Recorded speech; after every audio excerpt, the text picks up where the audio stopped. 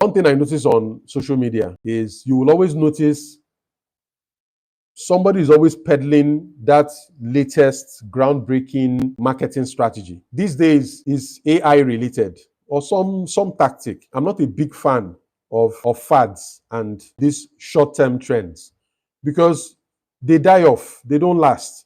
I believe in principles because principles have lasted hundreds of years and will last hundreds of years. That's the nature of a principle. They are foundational. All these trends will come and go, but those foundational principles will always be there. Now, why I'm saying this is that you have a marketing budget of 5 million naira and you're asking for the effective marketing techniques that will help you best deploy that 5 million naira. But unfortunately, you haven't told me what you sell. And why that is important is that what you sell, and particularly who your customers are, will determine the best way you're going to sell, the best way you're going to market what you sell, who your customers are. So to give you one example, there are products that will not do well on social media. The best way to sell them will not be social media. One example that comes to mind would be like in a school, primary school, right? Selling a primary school is more of an offline activity and is more local. You have to be more present. And it is more, you walk through your existing customers. That's an example of how you sell that kind of thing. How would you market a fashion business? A fashion business is much more visual, will do well on social media, but not all social media. You can't be selling that kind of a business on maybe like a LinkedIn, right?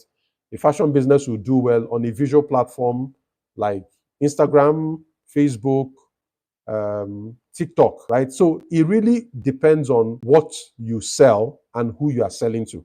That's what will determine your marketing tactics.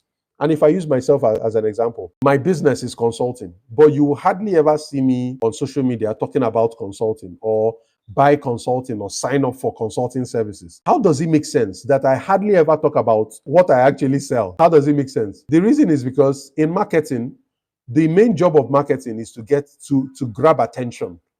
To grab attention. When you're in the marketing phase, people are not interested in you per se because many of them don't know about you. They don't know what you're about. They are not yet emotionally invested in you. So they don't care about what you sell.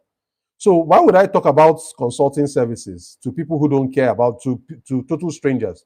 So most of my marketing for my business is about problems. I talk about business problems. If you see me on social media, wherever, I'm always talking about business problems. Why do you think my marketing is more about talking about business problems instead of talking about my consulting services, the consulting services that I actually sell?